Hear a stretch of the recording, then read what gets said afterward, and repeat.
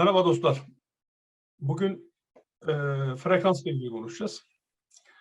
Fakat biz bunu maddenin üzerindeki haliyle değil de zihinsel anlamda, meditatif anlamda frekansın ne işe yaradığını, ne olduğunu, bununla ilgili bilgi vermeye çalışacağız.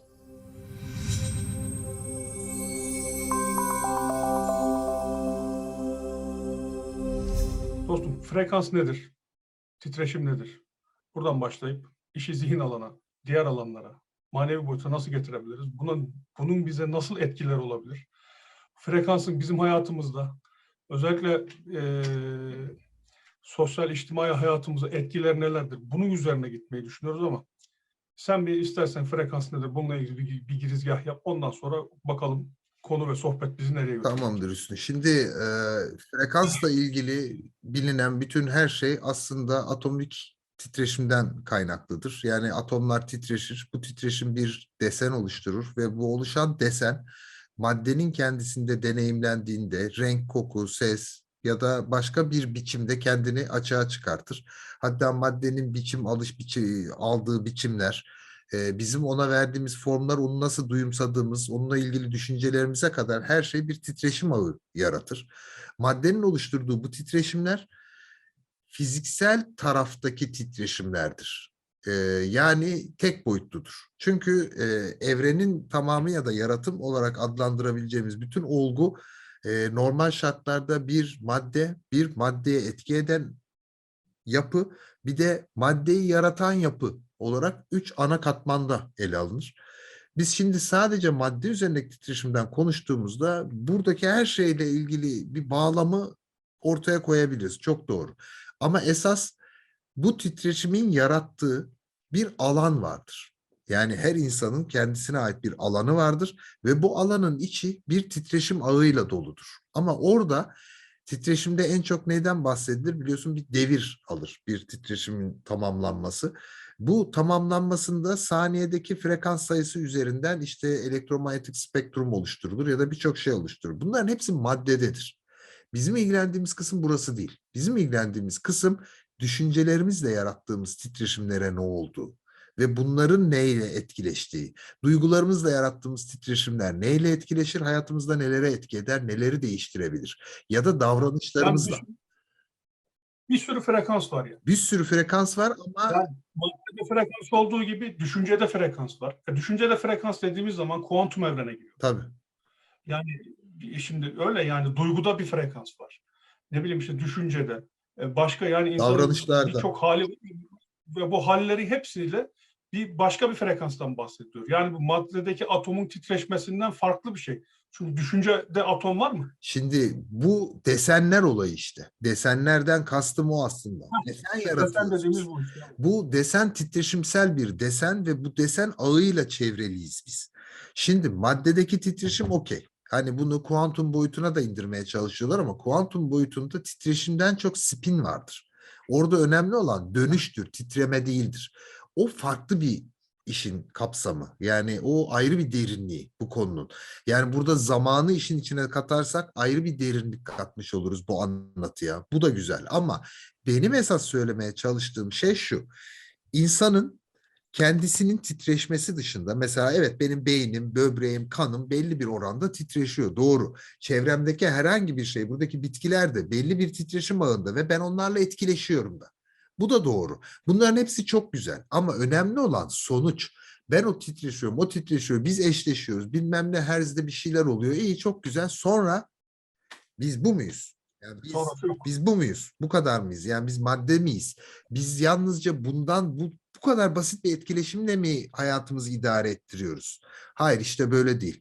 Her insan kendi çevresinde 4 metre yarıçapta bir alana sahiptir. Bu alanın çapı kişiden kişiye değişir. Yani bazılarında 3'tür, bazısında 2'dir. Maksimum 4'e kadar çıkar bu normal şartlarda çok özel bir durum yoksa. Bu 4 metrelik çapın içinde 3 ana tip frekans vardır. Şimdi maddedeki frekansı saymıyorum. O zaten ana taban frekans, bir boyutta O cepte. frekans. O tek boyut. O cepte evet. İkinci boyutunda zihin, duygu ve davranışlardan doğan frekans vardır. 3 çeşit frekans. Bu 3 frekansın üçünde genlik tipi farklıdır. taşıdığı enerji miktarı farklıdır, yayılım miktarı farklıdır. Zihnin yayılım miktarı duyguya göre çok büyük kapsayıcı bir alanı alır. Duygunun frekansının yarattığı desen insanlar arasındaki etkileşimi oluşturur. Hiçbir insan bir diğeriyle duygusal olarak bağını aslında tam olarak anlamlı kılamaz kafasında. Sen birine baktın an nefret ettin adamdan ya da birine baktın, gördüğün an aşık oldun birine. Bunu nasıl anlamlı kılarsın? Bir tek hormonlarla mı anlatırız bunu? Hayır, işte bu desenlerle ilgili. O alanımızın içindeki duygusal desenimizle karşımızdakinin alanı içindeki duygusal desen eşleştiği an biz onunla empati kurarız. Ne yönde eşleşirse o yönde empati kurarız. Eğer bunlar tersse, birbirine zıtsa o kişiyle zıtlık hissederiz, rahatsız oluruz, onun yanında durmak istemeyiz. Onunkiyle benimki arasındaki farktan dolayı. Bunu bir gün detayını başka bir şeyde işleyelim. Çünkü bugün daha çok zihin frekansına gireceğiz. Zihin alanı Tabii frekansı. bu zihin alanı sınırıyla ilgili bir mevzu. Birbirimizi nasıl etkilediğimiz farklı. Evet, bu duygu Ama bunun alanı. için frekansın durumu daha Evet, farklı. Evet. bu duygu frekansları. Duygu frekansları insanların birbirleriyle etkileşimde sonuçta kendilerinde olan ve karşıda yarattıkları etkide ilgilidir. Yani ben seninle etkileştim, sen bende bir sonuca neden oldun. Beni üzdün, sevindirdin, mutlu ettin ya da sen çok negatif bir insansın ve ben sana karşı korunamıyorum. Bunun korunmasının yolu, bununla ilgili her tür konu duygu frekansları ile ilgilidir. Bu ayrı bir konu. Ama önemli bir konu farkında olduğun üzere. Bir de davranışlarla ilgili frekanslar vardır. Yani benim yaptığım hareketler, ne şekilde davranmayı seçtiğim, vücut dilimi kullanış biçiminin dışında İçgüdüsel diyebilir miyiz? fiziksel, İçgüdüsel diyebilir miyiz? evet o da var. İçgüdüsel diyebiliriz Onların davranışa, değil hepsi mi? oranın da içine dahil. O bir miktar zihni de ilgilendiriyor ama davranışın içerdiği bütün hareketlerin de yarattığı sinerjitik bir frekans ağı vardır. Bu frekans da dışarıyla değil tamamen kendi içimizle alakalıdır. Bu da senin kendi içinde sağlıklı olup olmayacağını, nasıl hissedeceğini, kendini nasıl hissettiğini belirler. Yani psikolojik faktörleri de vardır bunun. Bu konunun da bir çerçevesini çizmek için söyledim. Bu da tamam. Bizi ilgilendiren kısmına geçelim. Bugünkü üstünde duracağımız kısma. Asıl mevzu. Zihin alanın yarattığı titreşimler. Zihin alan temel olarak etkileştiği iki tane durum vardır. Birisi düşüncelerimiz, ikincisi de formlar. Formlar kendi içinde kendi yarattığım formlar vardır. Hayatımda gördüğüm her şeyle ilgili kafamda yarattığım şekilsel imajlardır bunlar. Herhangi bir telefon benim için bir imaja sahiptir. Nedir? Hafif dikdörtgenimsi bir yapı ve uzundur. Telefon böyle bir imajdır. Ya da bir televizyon dediğinde yan duran dikdörtgen anlarsın daha çok. Mesela elipsoid ya da yuvarlak bir televizyon kafanda şekillenmez. Bu formdur işte. Kabul edilmiş olandır. Bu formu düşüncelerimizle doldururuz. Yani o forma düşüncelerimizle hayat veririz bir anlamda. Onu canlı hale getiririz. Nerede? Zihinsel alanımızda. Ben ona düşüncelerimde bir şey yüklerim. Mesela benim için televizyon hep belgesel izlediğim, neşeli şeyler izlediğim bir şeyse benim açımdan o şekil o duygularla eşleşir. O hatıralar ya da anılarla çalışır.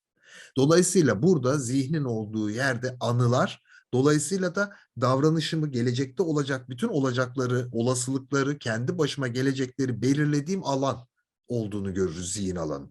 Bunun işlediği yer işte o yarıçapı 4 metre olan alan. Bu alanın içinde bütün bu alanlarda yarattığım desenler var. Yani enerjitik formlar ve şekiller var. Bu formlarda benim kendi kişisel maddesel titreşimimle eşleşiyor işte. Zaten konu bu. Maddeyi etkileyen Bir nevi, dıştaki şey değil. Benim önce kendi alanım beni etkiliyor. bir nevi kendi imzan oluyor. Evet. O imza alanım beni etkiliyor. Sonra dışarıdaki şey beni Aynen. etkiliyor. Yani Şimdi burada asıl soru şu o zaman. Bu imza alanına dışarıdan girilebiliyor mu? tamam o. Bu alana girilebiliyor mu? Bu alan dışarıdan ne bileyim yani etkilenebiliyor mu? Edilgen bir hale gelebiliyor mu? Burada bu anlattıklarından çıkan sonuç buraya doğru gidiyor. Evet. Buyurun. Şimdi hareketsel olarak yaptığımız içimizi, duygusal olarak yaptığımız ilişkilerimizi, zihinsel olarak yaptığımızda zamansın koridorlarında ileriye ya da geriye doğru olan etkileri belirliyor. Dolayısıyla ben herhangi bir düşünce ya da zihinsel form üzerinde bir odaklandığım zaman mesela felsefe yapıyor olabilirim. Film izliyor olabilirim. Biriyle konuşuyor olabilirim. Ya da boş boşa öyle oturuyor olabilirim. Meditasyon gibi bir şey yapıyor olabilirim. Bunların herhangi birini yaparken benim kafamda hep imajlar ya da kelimeler döner. Bu imajlar ve kelimelerle kurduğum bir ağ vardır. Bu ağ benden dışarıya bir frekans titreşim olarak benim dış 4 metrelik alanıma çıkar. Orada bir örüntü yaratır. Bu desenler birleşerek örüntü yaratır. Bu örüntü de Evet. bulunduğu yerden benim yanımdaki insan, öbür taraftaki evdeki insan, yukarı kattaki insan, yan binadaki insan, bunların hepsinin örüntüsü birleşerek bulunduğumuz çevrenin örüntüsünü yaratır. Bunlar birleşerek Evet. de şehrin örüntüsünü yaratır. Onlar birleşiyor. Ülke sonra dünya. Yani katman katman giden bir örüntü ağı var burada. Bu ağın içindeki durumların yaygınlığını belirleyen frekans değil genliktir. Zihin alanı. Zihin alanda. Bu genlik taşıdığı etkinin, desenin gücünü belirler ve yayılmasını belirler, yayılma alanını belirler. Bu şehirlerden ülkelere çıkan bu katman katman yapı birbirlerine yapışarak oluşturdukları bu yapı benzer olanlar üzerine kurguludur. Eğer zaman ekseninde bakmıyorsam. O konuya girmeyelim. Çünkü yani Hı hı. karışacağı için. Zaman Tabii ekseninde tabii. yokmuşuz gibi konuşalım. Bunlar hepsi bir araya gelerek büyük bir örüntü oluşturdular diyelim. İşte bu örüntünün genliği çok büyük. Yani yaygınlığı çok büyük çünkü zaten birleşerek oluştukları için güç kazanıyorlar. Şimdi benim bulunduğum şehirde belli bir örüntü hakim.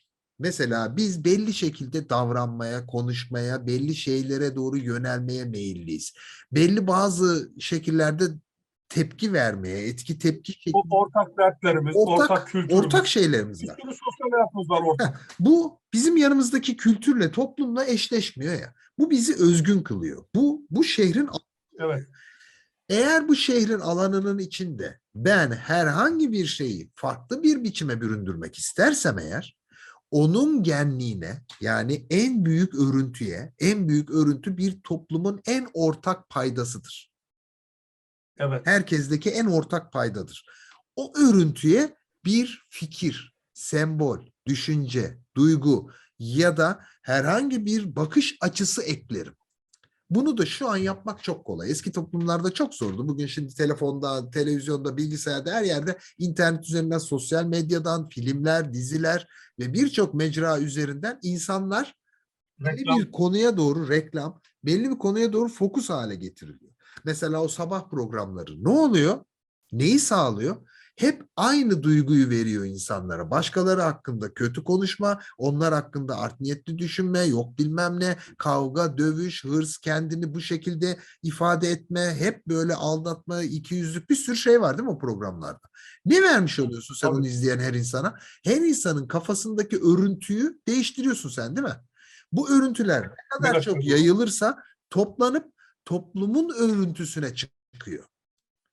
Ne yapmış oldun? Toplumu manipüle etmiş oldun. Davranış biçimini değiştirmiş oldun. Eğer bunu bir dış taraftaki bir grup yapmak istiyorsa, mesela bir ülke bu ülkedeki bir şeyi değiştirmek istiyorsa, neye bakacak? Yeterince genlik oluşturabileceği güçte belli bir durumu toplumun içine empoze etmesi gerekiyor. Bunu herkesin konuşur hale gelmesi gerekiyor. Bunu sağladığı an yeterince büyük genlik yaratır. Buna verdiğin her tepkide senin bireysel alanında bir desen yaratır. Yani ona form verir ve kalıcı hale getirir. Bunlar da biriktiği zaman toplumun hafızası değişmeye başlar. Dolayısıyla bu işin Yani, en özünde yani şöyle. söyle. Evet, yani şöyle, hani genliği şöyle biraz daha anlaşılır hale getirmek için. Mesela ben bir şey düşünsem sadece ben düşünmüş olurum. Ama aynı şehirde yaşayan 3 kişi aynı şeyi düşündüğü zaman o düşüncenin frekansındaki genlik artıyor. Yani o frekansın gücü artıyor. Yani ibadetlerin toplu şekilde yapılması, ne bileyim işte birlikte mesela işte konserde birlikte bağırıp çağırmak. Kendi başına bağırıp çağırsan deli derler ama bir konserde hep beraber bağırıp çağırdığın zaman bir ortak duygu, ne bileyim bir maçta tezahürat yapmak mesela. Bu takım şeyler genliğin daha kuvvetli olmasını sağlıyor. İşte anladığım kadarıyla bu manipülasyon bu takım şeylerin içine sızarak hep anlatılan bir hikaye vardır ya, işte Türkiye'de pizza tutmadığında Ninja Kaplumbağaları çizgi filmi getirip insanlara pizza yeme fikrini Bu aşılayıp kadar işte. buradan Bitti yani. pizzanın tutmasını sağlamışlar. Yani burada yaptıkları aslında frekans, subliminal mesaj vesaire, bunların hepsi genlik üzerinden çalışıyor. Anladığım bu benim. Bu frekansın yani bahsettiğimiz bu duygusal frekansların taşıma gücünü arttırıyor. Benim söylediklerinden çıkardığım bu. Zannedersem bunu Evet, ifade etmeye işte çalıştım. bunu manipüle edebilecek şekilde herhangi bir fikir, form ya da duyguyla, düşünceyle ya da ülküyle, idealle yaklaştığın zaman insanlara buna da inandırabilirsen bunu onlar için gerçek kılmaya başlarsın. Çünkü evet, sen orada bir şey düşündün, ben burada bir şey düşündüm. Biz ikimiz iki uzak şehirdeyiz. Bu birbirleriyle örüntü olarak birleşmez. Ama senin bulunduğun yerde yüzlerce kişi aynı şeyi düşünürse orada bir kalıcı örüntü yaratır. Yani bir form yaratır. Öyle bir şekil düşün. Mesela üçgen yarattınız hepiniz. Orada bir üçgen oluşur hepiniz için. Eğer bunu Türkiye'nin birçok yerinde yaparsan bu üçgen Türkiye'nin zihin alanında, ülkenin zihin alanında kalıcı hale gelir. Bunun etkisi nedir biliyor musun? Mesela şimdi işin öbür boyutuna bakalım. Biz hepimiz üçgen düşündük. Daha sonra bir zaman geldi kare düşündük. Ama bizim için şimdi gerçeklik yuvarlak. Biz yuvarlak düşünüyoruz artık. Çocuklar doğdu.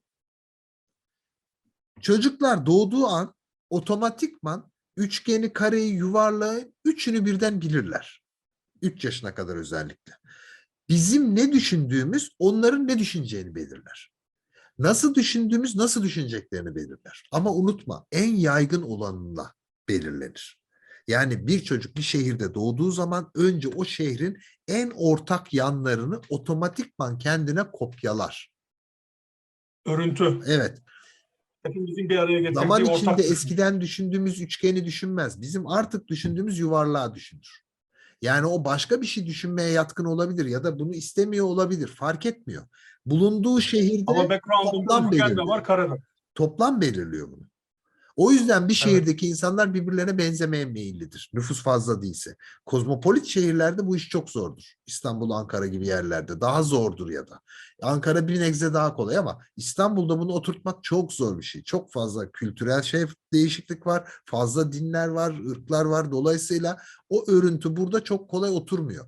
O yüzden tek bir nokta üzerinden giriliyorlar. Yani belli bir ülküde birleştiriyorlar insanları. Bir hedef veriyorlar. Ve o hedef üzerinden de tek yapacağı, hani taşıyıcı genlik diye bir olay vardır bak maddede.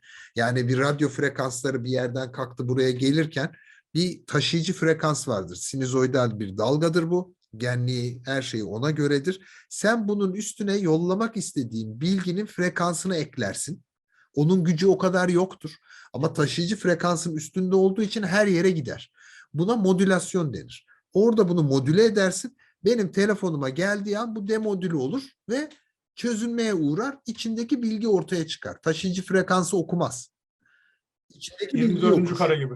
Ha, insan da böyle. Taşıyıcı frekansı görmüyor. Üstündeki bilgiyi okuyor kafamız, beynimiz. Ve bunu kendi bilgisi Heh, zannediyor. bütün Kendi mesele de bu. düşüncesi zannediyor. Kendi düşüncen zannediyorsun. En önemli konu bu. Senin düşündüğün şeylerin bir kısmı toplumun sana empoze ettikleri ve sen bunu bilmiyorsun bile. Bir kısmı da bazı şirketlerin ya da durumların senin düşünmeni istediği şeyler. Senin nasıl düşünmeni belirliyor. Nasıl düşüneceğini belirliyor.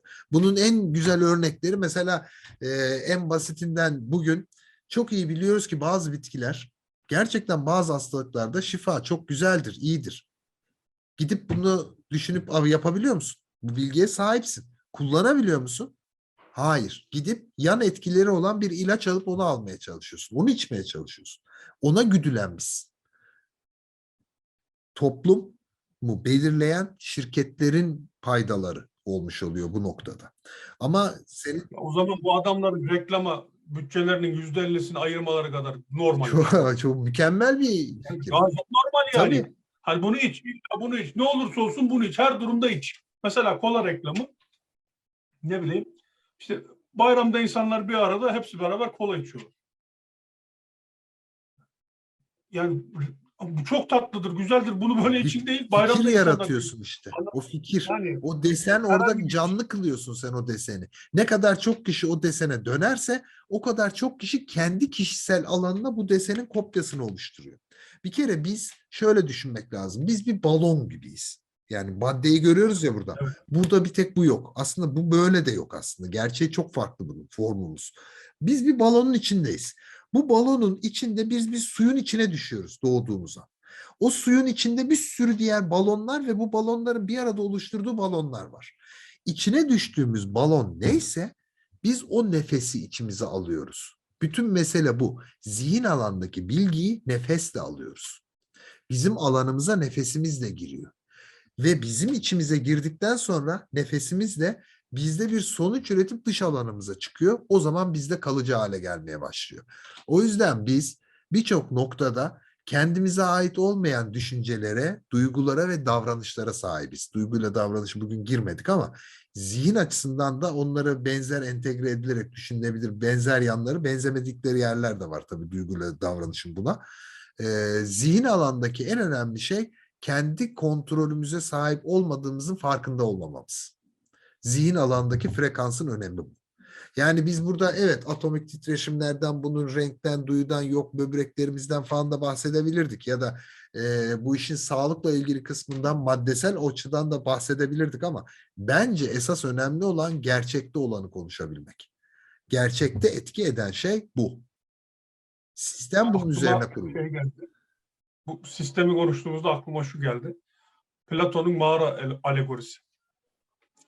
Yani mağaranın içinde sırtı dönük yaşayan insanlar, dışarıdan geçen insanların gölgeleri mağaranın içine vurduğunda gölgeyi gerçek zannetmez. Ama işin aslının, yani mağaradan çıktıktan sonra işin aslı ortaya çıkıyor. Yani arkasını dönüp mağaradan çıkabilse gerçeği görecek. Ama gerçeğin içerideki yansımasını görünce onun hayatındaki gerçeklik o zannediyor. Aynen öyle. Ve ömrünü böyle heba ediyor. İşlerinden biri dışarı çıkıp da ya gerçek buradaymış, böyle değilmiş dendiği zaman da o dışarı çıkan da öyle bir şey olur mu? İcat çıkarma diye oturturdun yere. Yani öyle bir hale sokuluyor. Yani toplum kabul de etmiyor yani böyle konuşanları. Yani siz ne yapıyorsunuz diyenleri de kabul etmiyor. Ama bu işin background'una baktığın zaman hani bunu gördüm ben. Hani idealar dünyasından, yine Platon'un idealar dünyasını nasıl etkilendiği, nasıl manipüle edildiği, insanların kafasındaki ideaların nasıl oluşturulduğu. Yani kendi fikirleri değil, başkalarının fikirlerini kendi fikirleri gibi zannetti. Frekansın duygu, düşünce, davranışlar, içgüdüsel olaylarla nasıl müdahale edildiği ve bunun genlikle nasıl aktarıldığını çok güzel anlattın yani hakikaten. Burada bu Ben konu çok çünkü beğendim. çok önemli. Gayet güzel Yani oldu. bir tek ben doğduğum yerdeki genelin toplamın düşüncelerinden etkilenerek kendime yeni bir düşünce sayfaları yaratmamın dışında bir de benim düşünmemi istedikleri şeyi de benim üstüme empoze edebiliyorlar genliği kullanarak. Yani ben hem ne düşüneceğimi belirleyemiyorum hem de birileri benim ne düşüneceğimi de belirleyebiliyor canı istediği gibi. Buradan bir reklamla, filmle, diziyle ya da başka bir şeyle de yapıyor olabilir bunu. Hiç aklımıza gelmeyen bir şey üzerinden de yapıyor olabilir. Mesela herhangi bir ilacın üzerindeki belli bir ortak paydada buluştukları bir kimyasal var diyelim. Belli bir kimyasal. Bütün ilaçlarda tesadüfen o olsun. O kimyasalın ne etki ettiğini bilmiyoruz ve belki de bizim beynimizde, zihin alanımızda belli bir titreşim aralığını boş kalmasını sağlıyor. Manipüle edilebilir bir alan bırakıyor. Ama bunu onlar tasarlayarak yapmış olduklarından değil. Bu bir yan etki olarak olmuştur diyorum. Mesela diyorum. Yani bu bir örnek. Bu böyledir demiyorum. Anladım. Bunun Anladım. gibi deşersek aslında birçok şey bulabiliriz hayatın içinde. Kendi bize etki etmiş olan. Peki zihnimizi nasıl koruyacağız? Yani bu frekanslardan, örüntülerden nasıl temizleyeceğiz? Benim ilk öğrendiğim şey bu konuda bu frekansla ilgili konularda bu gerçeği ama frekansın çünkü bir maddedeki hali var ve farkındaysan nasıl düşünülmesi gerektiği pompalandığı için insanlarda bir güvenli alan ve düşünce alanı var. Belli bir perspektifin dışında düşünemiyorlar. Belli konuları belli şekilde ele alıyorlar. Biri öyle alıyor, biri de aynı şeyi başka türlü ele alıyor. Hep ama aynı şeyi konuşuyorlar. Ortada bir tane göl var, içinde balıklar var. Herkes geliyor gölün başka bir açısından o gölü konuşuyor. Kimse Ön yargı duvarıyla o kadar. çevrili, Kimse bulutları, ön yargı yağmurları duvarıyla bilmem neyi çevrili bir konuşmuyor. Yani oradaki ağaçları konuşmuyor, kuşları konuşmuyor. Hayır, onlar için o göl ve o gölün balıkları var. Orada bir deniz var belki, nehir var. Ama kimse bunu görmek istemiyor. Güvenli değil çünkü. Güvenli olmayan bir şeye de yaklaşmıyor bir. İki, kimse onu görmesini istemiyor zaten. Orada düşünülmesini istiyor. Bugün herhangi bir konuda konuşurken herkes sürekli şey derdindedir ya, bilimsel olarak kendini anlatma derdinde. Bakın bu söylüyorum ama bu bilimde de var. Abi yok, benim söylediğim bilimde yok. Ben bilime kendimi niye ispatlayayım ki? Bilim teknoloji yaratmak içindir ya. Bana çalışmak içindir. Ben bilime çalışmıyorum. Bilim bana çalışacak. Benim için teknoloji Tabii yaratacak. ki. Ben bunu canım nasıl istiyorsa öyle kullanacağım ya da kullanmayacağım. İnsan sanatsaldır. İnsan yaratıcıdır. Yaratan yönü vardır. Ve çevresini değiştirir ve güzelleştirir. İnsan kısıtlandığı ölçüde küçülür. Ve kendinden uzaklaşır. Kendi anlamından uzaklaşır. Kendini kaybetmeye başlar. İşte bu zihin alandaki frekanslar bir anlamda bizi küçültür. Devremize demir kelepçeler koyar düşünce alanımıza. Bu kelepçeleri kıramayız biz. Çünkü olduğunu bile O zaman bilmiyoruz. bize çip takacaklar diye üzülmemize gerek yok. Zaten takılmış Çipi, durumdayız. yani o öne bak, geçen sefer ne konuşmuştuk? Öne bir bilgi veriliyor. Önden bir şey söyleniyor. Seninle konuşmuştuk ya özelde. Önde bir şey söyleniyor Evet. ama arkada aslında başka bir bilgi var. Bu Başka bir hikaye başka dönüyor. hikaye dönüyor. Öne adamlar atıyorlar. Çipti, robottu. O robotlar bizi kesecek, bilmem ne, yapay zeka şöyle olacak. Daha hala yapay zeka patatesle bilardo topunu ayırt edemiyor. Yani herhangi bir yuvarlaklığın başka bir şekle dönüştüğü an onu tahmin edemiyor. Çünkü onu tahmin edebilmesi için ona benzer tüm örneklerin hafızasına yüklenmiş olması gerekiyor. Kimse bunu konuşmuyor. O yüzden yapay zeka insan gibi düşünemiyor hala. Bunu tam yapamıyorlar. Çünkü insan nasıl bunu ayırt ediyor onu bilmiyorlar. Zihin alan nasıl işliyor bilmiyorlar. Şimdi konunun öbür tarafına gelecek olursak, ben öncelikli olarak bu frekansların koruyucu açısından kendimi koruyabilmek için ilk ve en çok dikkat ettiğim şey, herhangi bir konuda saplantılı düşünce içine girmem. Herhangi bir şeye körü körüne bağlanmam ve en önemlisi kafamda form oluşturmam. Yarattığım bütün formları fark ettiğim an yok ederim kafamda. Hiçbir şeyi alıp bir yere koymam yani. Yani herhangi bir şekilde bir kavanozun içine leblebi koydun, onu da rafa koydun. Bu içinde leblebi var, üçüncü kavanoz yani üçüncü katta duruyor. Bu acayip derecede yanlış olan şey. Ben kavanozun kapağını açıyorum, yere atıyorum, leblebileri de ortaya saçıyorum. Benim yaptığım bu zihnimde. Hiçbir şekilde onu alıp belli bir yerde kategorize etmiyorum yani. İlk ve en önemli şey formları yok etmek. Formsuzluk zaten aslında inancın da temelinde var. Nasıl inançta hani biliyorsun İslamiyet büyük bir İşte reformdur. Çok büyük bir reformdur o döneme göre. Yani inanılmaz putları bir yıkmak değil yanlış mi? gidişat varken İslamiyet muazzam bir reform yapmıştır. Ama kimse hangi durumda reform yaptığını doğru düşünmüyor bence. Yani daha doğrusu oraya dikkat etmiyor. Doğru düşünmüyor değil de. Dikkat etmemiz gereken yön ne biliyor musun? Formsuzlaştırmıştır Yaradan'ı. Ya putları yıkıyor işte. Ama yıkılan put Kabe'nin içindeki put değil. Senin kendi putların. Ama Yahudiliğin o zamanki bozulmuş halinde de formlu yaratan. Yaradanın formu O var. da formda. Çünkü Evet. Yahudiliğin en büyük esprisine Yaradan'la pazarlık etme lüksüne sahip onlar. Ben sana inanacağım, sen de bana bunu yap. Böyle bir şey var Tabii. Yahudiliğin temelinde. Biliyorsun Hristiyanlık zaten apayrı bir şey. Her yer form dolu. Yani tamamıyla form. Tabii. Ama İslamiyet'e geldiğinde formlar yok oluyor abi. Hiçbir şey şekli Yok. yok. Yaradanın kendisi yaratılımın dışında. Yaratılışın dışında. İslamiyet bu felsefi görüntüyü getirdiği an zaten müthiş bir yıkıma uğrattı her şeyi. Reform. Tabii, her şeyi yıktı. Neyse, Doğmadı, doğrulmadı. Şekli yok. yani Yani söylemek istediğim benzemez. Hiç aslında kimseye benzemez. bu Evet. düşünce biçimi, İslamiyet'le gelmiş olan bu düşünce biçimi, işte sabahtan beri bu konuştuğumuz bu konuyu silen düşünce biçimlerinden biri. Belli bir şekil ya da formda düşünmemeye öğrenmek.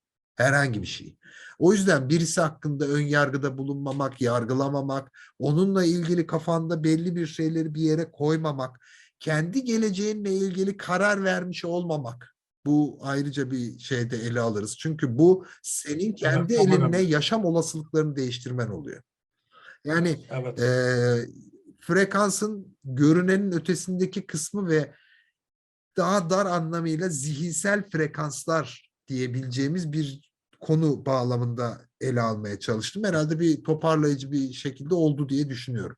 Tabii bunun duygusal ve Çok güzel davranışsal oldu. frekansları var. Olasılık frekansları var. alansal frekansların bütünsel hali var. Hani bunun daha dalları var. Aslında devamı var ama bunu bir giriş kabul edelim olmazsa. Sen de. Tabii yani gayet güzel oldu. Herhalde süremiz de bayağı azaldı. Hakikaten çok doyurucu bilgi oldu. Yani genlik neymiş, frekans neymiş. Frekans deyince tabii insanlar sadece şeyden, maddenin frekansından bahsediyor. Biz burada duyguların, düşüncelerin geri kalanın frekansından bahsettik. Yani formsuzluğun ne kadar önemli olduğunu anlattın ki bence yani formsuz kalabilmek, yani ön yargılarını yıkabilmek, yani kendi cevapların ortadan bir kenara bırakıp da gerçeğin peşine gidebilmek hakikaten çok zor. İşin en kötü tarafı da şu Kıvanç, bu konuştuklarımızdan ortaya çıkanların içinde. Bizim oluşturduğumuz, atalarımızın oluşturduğu formlar bizim içimizde, bizim oluşturduğumuz, oluşturacağımız formlar da çocuklarımızın içinde olacak maalesef. İşte bu zaten bu kalıtsal, bu tortuyu bir yerde bir yıkmak lazım. Buna bir yerde bir reset çekebilmek lazım ki çocuklarımız bu formun, bu vesairenin içine girmesin yani. Bu formun içinde var olmasın. Dedik ya hani biz üçgeni, kareyi, yuvarlağı biliyoruz. Bugünkü gerçeğimiz yuvarlak. Onların gerçeklerinin içinde kalıtsal olarak bu zaten var. Artık genlerine işlemiş. İşlemiş yani. Bu frekanslarla işlemiş genlerine. Bu var, bu cepte yaşıyorlar.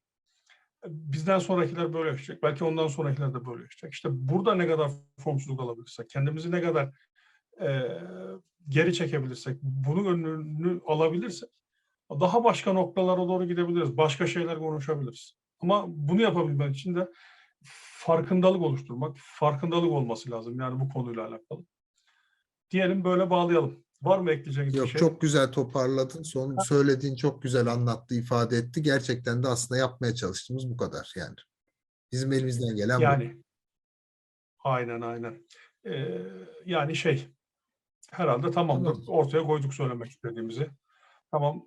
Çok teşekkür ederiz bizi dinlediğiniz için. Mutfağın gerisinde Orkun kardeşim, yönetmenimiz, yapımcımız. Katkılarından dolayı İlteber Dijital'e de teşekkürlerimizi ederiz. Selçuk İçi kardeşimize.